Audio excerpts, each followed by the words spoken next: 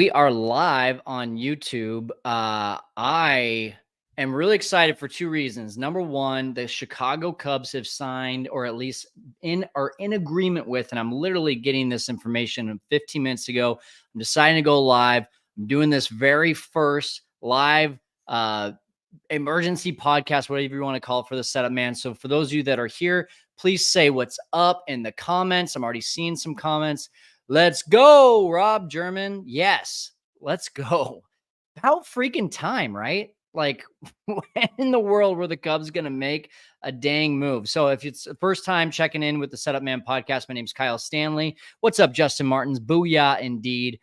Finally, we got some pitching. Yes, Rob. My name is Kyle Stanley. This is the Setup Man podcast, and this is also a Chicago Cubs dedicated YouTube channel and podcast. And we have been waiting so long. I believe Cody Del Mendo of CHGO said yesterday it was 322 days, which makes today 323 days since the Cubs have signed a free agent, and that was Michael Fulmer of all people. And then the last time they actually made a deal was the Jose Cuas Nelson Velasquez trade back at the deadline. So it's been a while, y'all. So can I just get like a hell yeah in the comments really quick with a thank the Lord, and also hit that like button and subscribe if you haven't already. So like one of those three, I would just love, because I'm going to go into a few things about Imanaga here. I've done a little bit of research over the last couple of weeks, not a lot, honestly, until about this morning. I really didn't think we were real players for this. And I want to know from you, like, did you even think that this was possible? Did you think this was going to be happening? Because, and I've got some notes here. Yesterday I woke up, right, and I see from, it was Talking Baseball, the John Boy account, said, and Tom says, let's see, seriously, hell yeah, thank the Lord. Yeah, all of the above, right? Let's go. The John Boy account Talking Baseball yesterday said that the Giants were the favorite for Shota Imanaga. And then this morning, John Heyman reports that the Giants and Angels are looking elsewhere, and that the Cubs and the Red Sox were the two big players. And I was kind of like, wait a second here. Like, we've heard this before. We were players on Ohtani. We were players on Yamamoto, right? Like, we were players on some things, but we weren't actually doing anything. And then I don't know if you saw this, Jim Bowden, however you say it, with The Athletic, said that the Cubs have made significant offers to Jordan Montgomery, Cody Bellinger, Matt Chapman, and Rhys Hoskins. So this morning I woke up and I was just like, it feels like something's a brewing here. And I'm literally writing my script to get ready to talk about the CubsCon, because this is my first ever Cubs convention. And as soon as I'm about to press record to talk about Cubs convention, boom, right here in front of me, Japanese Southpaw Imanaga has a deal with the Cubs. And this one just popped up. So I'm looking at it. I don't see any details about the deal quite yet. If any of you have heard anything, that's news to me. But I'm looking on Twitter. I'm looking on MLB. I'm looking on a lot of things right now. I'm not seeing any details about years, about AAV. My best guess, based on everything so far, is that he's been the closest comp to oh man, why can't I think of his name? I just had a brain fart. The Ghost Fork over with the Mets. Man, I just lost it. But anyway, closest comp to him, and he got 15 per year for 5 years, and that was about 85 million. I think is what he ended up getting. And I'm thinking right around that. I'm thinking like 5 years. Kodai Senga, thank you. Complete brain fart. I'm good at those. I'm really good at those. Kodai Senga is definitely the closest comp so far to him. So I'm thinking like this guy's 30 years old, right? And I've got his Baseball Reference page. I'm going to go ahead and share my screen so we can take a look together. He's 30 years old.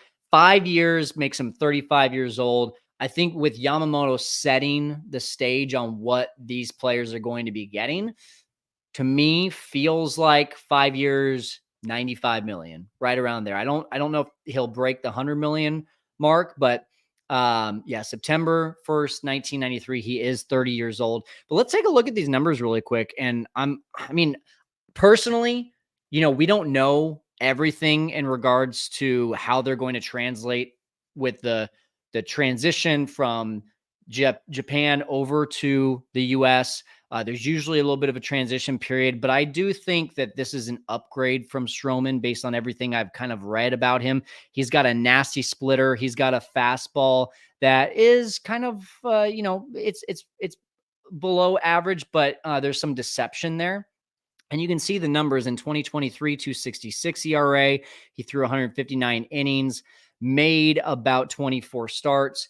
I would be above the moon happy if he made 25 to 30 starts, had 160 innings pitched, and was, not even 266 ERA. I don't even need 266 ERA. Give me 310. Give me 320. I'm good with that. That is an upgrade to me over Marcus Stroman for sure. And he's got the track record. 2022, he had a 204 ERA. He's in the twos, and then had this, 2020 year of 3.23 ERA, but just like over there and the US, it was a shortened season, so you can't really judge him there. And then in 2018, 2019, he's hovering still around 290, 291 on the ERA, but then really his only down year was 2018, and he still made appearances in 35 games, but was really just a reliever at that point. Whereas now he's a lot bigger in terms of starting games. So these are, at least that's the way I'm reading this. It looks like there's a lot of things missing here. Games started. I'm guessing there's some data missing here because I know he's a starter now. So that might also be games started. I'm thinking the Japanese baseball reference might be a little off here. So again, I'm thinking based on what I'm seeing here that he is an upgrade from Marcus Stroman. I want to go ahead and go back to the comments here. What do you guys think? Is he an upgrade from Marcus Stroman? Is he a downgrade? Do you have high hopes for him? Bukaleo is saying, I'm predicting 15 to 20 million a year. That's about where I'm at too. Uncle Ted says that's a dope signing. Again, guys, if you're just jumping on, the Cubs have signed Shota, or at least are in agreement with Shota Imanaga. And we don't know any of the details, but all I know is this is my first ever emergency podcast. So I'm both excited and nervous right now. So if you're loving it, if you're a Cubs fan, if you're excited, drop a like, drop a comment, drop a share. I would really appreciate it. Let's talk about, though. I like I said, did some research, and Lance Brzezowski with the Cubs is, I'm a big fan of him, not from the fact that he's just with the Cubs and he does analysis for the Cubs farm system and growth and development, but also he's really big on pitch sequence, pitch development, and pitch spin rate. If you haven't checked him out, you need to. Lance Brzezowski. He is on YouTube as Lance Brzezowski. If you don't know who Lance is, he's with the marquee team with the Cubs. And I want to share something that he actually posted on his YouTube channel so that you can see this. It is a breakdown of what Imanaga's pitches look like, his pitch mix. So let me present my screen again. Share my screen. Let's go window. Let's go here. And here's what we're looking at. Imanaga, did that work? It looks like it says it's sharing, but I don't think it actually worked. Are you guys seeing my screen? I don't think we're seeing the screen. It said that it did not work. So let me try that one more time. Share the screen, window. Gotta love tech issues, right? It says it can't do it. So let me see if I can just do my entire screen. Window, entire screen, and let's do that. All right, now you should be able to see this, and let's just make this big. All right, so here is the look at Shota Imanaga's pitch mix. This is, again, by Lance Brzezowski on YouTube. His fastball usage, about 54%. He's got a 124 stuff rate, which just basically means at 100, he'd be the average fastball. He's just a little bit above average is essentially what that's saying. His sweeper's at 130, which makes that a really good pitch, which is interesting to me because a lot of the talk has been about his splitter. Yet the sweeper is really what looks to be getting the best stuff plus rating. He uses that 16% of the time, uses the splitter 12% of the time, and then kind of a mixture of the cutter, curve, and sinker coming in less than 10% of the time. One of the things that Lance went on to talk about is that this fastball is similar to that of Alex Vesia with the Dodgers. Now, Alex Vesia had a really bad season this last year, down season, but the previous couple years were really breakout seasons for Vesia. And one of the things that you notice about Vesia is that he doesn't necessarily blow you away, but he's deceptive, right? He's got that herky-jerky motion, and that's how you can kind of relate to Imanaga as well. In fact, while we're going ahead and doing this, I'm just going to go ahead and start playing a little bit of some Imanaga overlay and mute that while we're talking. Just so if you guys haven't seen, I think I'm a big believer that this guy's as good as he is just based on some of the deception.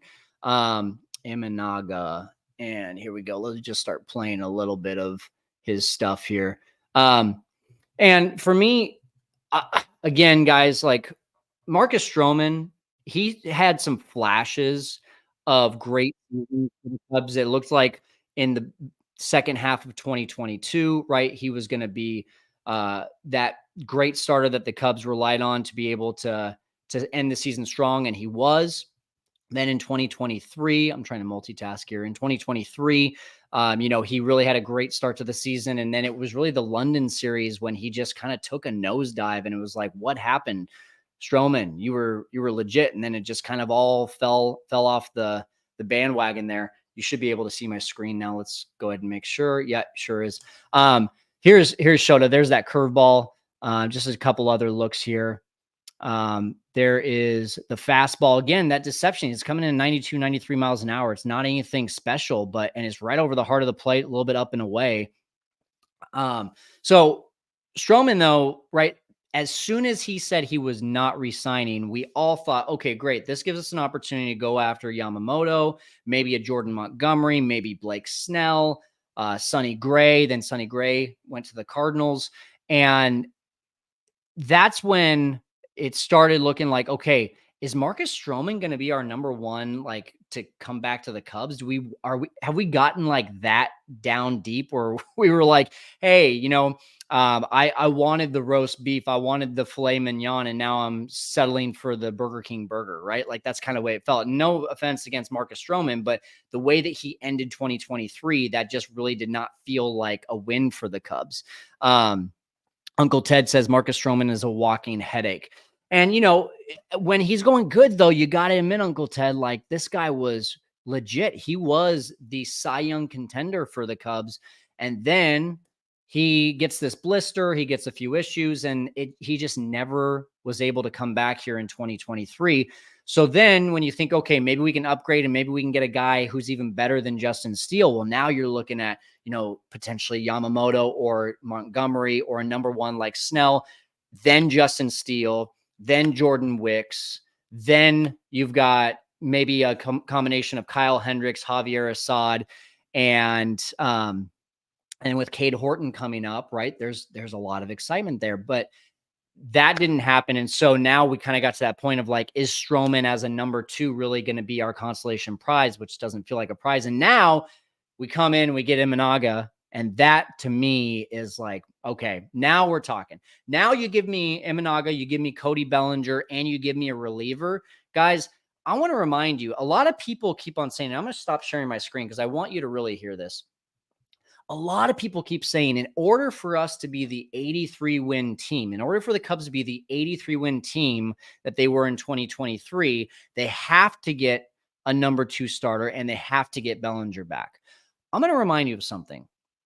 May and September, okay, let's throw those months out, and I'll give you a reason why we're going to throw those months out in a second. May and September, you throw those months out in 2023, this team was on pace in April, June, July, and August to be a 95 win team.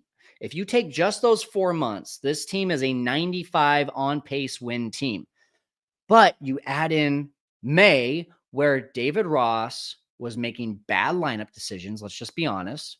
He was starting Mancini and Hosmer and Miles Mastroboni and Tucker Barnhart when that should not have been happening. You had Nelson Velasquez on your bench hitting a home run every time you gave him a chance. He only got 32 plate appearances and hit 3 home runs. There was no chance for, and then you have Christopher Morel for one reason or another. This isn't Dave Ross's fault, but for one reason or another, being sat down in AAA, hitting bombs every other at bat. The choices in the lineup from a perspective of a fan were very frustrating in May. And then you add on top of that a bullpen that David Ross was still trying to figure out. right? We were all still trying to figure it out. Is Julian Merriweather going to be on this team? Is Mark Ladder really as good as he seems like he's going to be? Why are we still trying Michael Fulmer at closer when he's blowing a save every other day, right? There were all those things in May. Then they found their groove. And then in September, guys, the only reason September went as bad as it did was because the bullpen just fell apart. So you take that team, and here's my whole point. Now we got Imanaga. You get Cody Bellinger back, and you add one more arm in that bullpen to make up for the fact that you're not going to have Michael Fulmer. I believe this is a 90-win team. Okay. And that's because I think September was a fluke, and I think May we were still trying to figure out what this team's identity was. That's why I'm excited. Okay. So, and just so you know, I'm going to be at CubsCon on Thursday. Who's going to be at CubsCon? Drop it in the comments. Who is going to be at CubsCon? I want to meet you. I want to see you. Look for me. Say what's up. By the way, if you say what's up and you mention this podcast, I'm going to give you a hat. We're bringing swag to CubsCon. So just mention the fact that you saw me go live or you saw the recording of the Imanaga podcast at CubsCon, and I'll give you a free Setup Man hat, by the way, on the side here. There we go. Setup Man. Boom, boom, boom. This was funny to me, and we're transitioning a little bit here. I'm now curious for some of you that may have voted on this. I posted on YouTube saying, "Are you going to CubsCon? Hope to see you there." 15 voted. All said no. All said no. And then I have a comment from Mother Goose 4084. What's the point of going to see all the new players acquired via free agency and trades? By the time the Cubs do something, there might not be much left to shop for. And then Jerry Richard 1857. Why? Jed never does anything. Ricketts doesn't spend any money. Bring a perennial winner. He's chicken to show his face. Why should I spend the money if Ricketts Hoyer doesn't show the fans respect? Well, guys, this is a move. So are you going and buying your CubsCon tickets? I don't even know if there's still any left out there. I want to know if you're going to be there, because this is exciting. This is fun stuff. I'm excited to see what the contract ends up being. If you're just now joining us, I'm thinking somewhere in the neighborhood of 5 or 6 years, 85 to 95 million. I don't know if it's going to break 100 million. It might, just because of the fact that Yamamoto and Ohtani just signed for crazy amounts of money this year. But drop in the comments, what do you think the amount's going to be? We got 34 people in the room here. This is first time I've ever done an emergency podcast. So hit a like, drop a comment. I want to see what you think. And then, just wrapping things up here from an Imanaga standpoint. Again, going back to Lance Brzezowski, if you don't follow him on YouTube, you need to. Lance thinks that the way that this translates into the major leagues is that he'll be right around 138 innings pitched, maybe giving up about 12 to 15 home runs and a 3.40-ish ERA. The innings pitched doesn't make me feel super excited. If we're going to give him number 2 kind of money, I would like to see 150, 160, touching close to 180. But that transition, once again, right? A lot of these Japanese pitchers only pitch once every 6 days instead of once every 5. So you got to imagine he might be going out there and throwing only 5 or 6 innings during kind of the middle of the season, just so that he can save up some of that energy for the end of the season. But what do you think about that? Would you be happy? Put this in the comments. Would you be happy if Imanaga puts up a mid-3 ERA with 140 innings pitched? Well, I want to know, would you be happy with that? Or do you want to see more? We got Uncle Ted saying 18 mil AAV for Shota. That's a steal. And then Roger says 94 wins in 2024. I like it. Let's go for that. The whip. Well, I don't know what Lance said the whip was going to be, but what I can tell you is that when we look at Shota's, actually, yeah, he doesn't have an estimate, Uncle Ted, on what the whip is going to be, but I can tell you his overall whip for his entire career in Japan, 1.076 after 8 seasons and roughly just over 1,100 innings. So this is fun. What's next? First of all, CubsCon. I think there's going to be a little bit of a buzz, right? I think there's going to be a lot more people who are excited about what's going on with this team now. I think there's going to be some more positive questions being asked to Jed Hoyer. This is my first CubsCon. What's up, Craig Brindle? Go Cubs indeed. This is my first ever CubsCon. And what I can tell you is I don't know what to expect. I'm a Cubs fan in California, bringing you a live podcast. That's who I am, and I'm having fun with it. But I've always wanted to go to CubsCon, and when you start seeing all the names that have come out of who's going to be there, I'm even more excited now because we've got a signing on top of that. So I would expect that instead of, hey, Jed, why haven't you made any moves? It's going to be, hey, Jed, what's the next move, right? And I would love to see Cody Bellinger be the next move, but I think a bullpen arm is going to be the next move. And then I still think Cody Bellinger is probably going to be signed by the end of January, early February, whether it's with the Cubs or not. I have no idea. But I do think if they don't sign Bellinger, they're going to sign Rhys Hoskins. In fact, John Morosi yesterday, we'll finish with this thought, and then we'll also talk just a little bit about CubsCon, and then we'll say adios. John Morosi said that Rhys Hoskins is the most clear. He's the clearest fit for the Chicago Cubs this offseason. And then in another question that he got from MLB Network, he says that Bellinger should be thinking Cubs all day long. So I just don't see both of those happening, especially after getting Imanaga. I don't see them signing two high AAV guys. You know, Hoskins might be a little bit less than Bellinger, but both still have prove-it seasons left, and I still think they're going to be right around 20 to 25 AAV. Bellinger might be touching 30. I don't see them getting both after Imanaga. I see one or the other, and I see Bellinger, if he doesn't sign, then Hoskins. I don't see Hoskins signing before Bellinger, unless behind the scenes there's just no opportunity there. And so for me, that's personally where I think it's going. But I do think a bullpen arm is probably going to be next. What do you guys think in the comments here? Yeah, CJ Cron, Uncle Ted. I asked Jordan Bashan that. If you missed that episode, I asked Jordan Bashan about CJ Cron. And I was like, why are people not talking about him? Like, he's a legit first baseman. Funny story. I sat next to his mom on an airplane randomly one time. This was during his rookie season. She was awesome, and he was awesome. Steal J-Ram away from the Wild Frame. Cone is gone. I like that. I wouldn't be opposed to that. And here's a question for you. This is a good transition into CubsCon. In case you guys didn't see, and I'm going to go ahead and see if I can just find the photo that's been floating around Twitter. In case you didn't see, CubsCon, they released the people who are going to be there this week. Can I find this image really quick? It doesn't look like I can because Twitter's not letting me in. And one of my questions as I try to sign in while also talking to you guys here, one of my questions is, why is Owen Casey not at CubsCon? Every single top 100 prospect for the Cubs is at CubsCon, except for Owen Casey. And I just found this, so I'm going to go ahead and share my screen. We have the other 5 of 6 are there. So I kind of alluded to this a few videos ago that I think Owen Casey might be the guy, might be the odd man out because of what's going to be a crowded, very, very crowded outfield here in the next couple of years.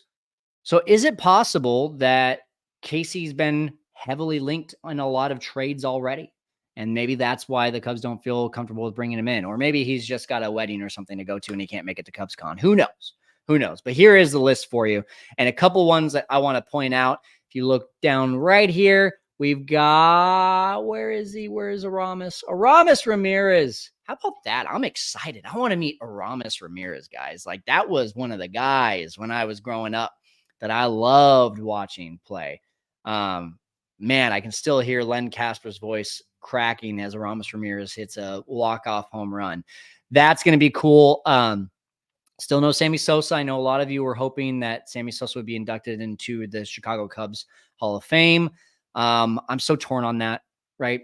Sammy Sosa is the reason I'm a Cubs fan, but also when you cheat to get to where you're at, there's just that bitterness in the background. So I, at this point, I'm just like, just like, let him in and let the fans who really want him there to be there. And it doesn't really hurt anyone's feelings. But then again, the other side of me is like, but he cheated, and no one who cheats should be able to get away with being a part of some of the greats in Cubs history or even in baseball history. So I'm always torn between that. Where are you guys at on that? Do you want to see Sammy in there? Sosa belongs there, says Craig. Okay. And again, I just have that angel and demon on both sides of the shoulder with him. We've got a lot of 2016 World Series people coming back. We've got, let's see, I'm trying to find the list just so I can streamline this. Ben Zobrist, Justin Grimm, Matt Caesar, Miguel Montero, Pedro Strop will be there. I'm really excited about Ben Zobrist. He's been on the CHGO podcast a couple times, and I would love to see him there. And, kind of funny, Matt Caesar, a lot of people forget that he was on the 2016 Cubs when they won the World Series. And then also Ted Lilly from the guys from back in the day. Ted Lilly, he was also on our podcast back when we first released this. He was one of my first guests, so it's going to be great to see him. And then I think Justin Steele is going to be the rock star of this year. Last year, it was kind of like the focus was on Nico Horner, Dansby Swanson, Ian Happ, Cody Bellinger, because the new guys, plus the fact that you had Ian Happ and Nico Horner wanting to sign those extensions, right? Now, Justin Steele comes in, and not because he's getting an extension or anything, but just because he's Justin Steele and he just emerged as a top player on our team, as a top ace on our team. I think he's going to be the rock star of the event. I think people are going to go crazy for him. And then I'm really excited to see the young guns there too. Cade Horton, I think, is going to be a guy that a lot of people are going to rub for. I think there's going to be lines for him. I think there's going to be lines for Matt Shaw, Kevin Alcantara. I think this is going to be a lot of fun. I think the timing of this is perfect. Now, whether the Cubs actually were needing to make a deal before CubsCon, who knows? But I do think strategically, this was really great for the timing, because now you have a lot of momentum going into CubsCon. So once again, guys, if you're going to be at CubsCon, please do me a favor. Come up to me and say and reference this episode. I will give you a free hat. We have 20 hats we're bringing. So the first 20 people, we will be giving you a free Setup Man hat. Again, Setup Man on the side of this right here. This is a Chicago Cubs podcast. If you have not already liked, commented, subscribed, please do all the above. Let's go. Shota Imanaga on the Cubs. As soon as we have more details, I'll be releasing another video with some of those details and probably a little bit more in-depth. Thanks so much for joining and being on the first ever emergency podcast for the Setup Man. I hope I didn't babble my way through this one. I hope you guys enjoyed it. And Danny Mabley says, okay, thanks. This guy rocks. I must have done okay. Thanks. Thanks, Danny.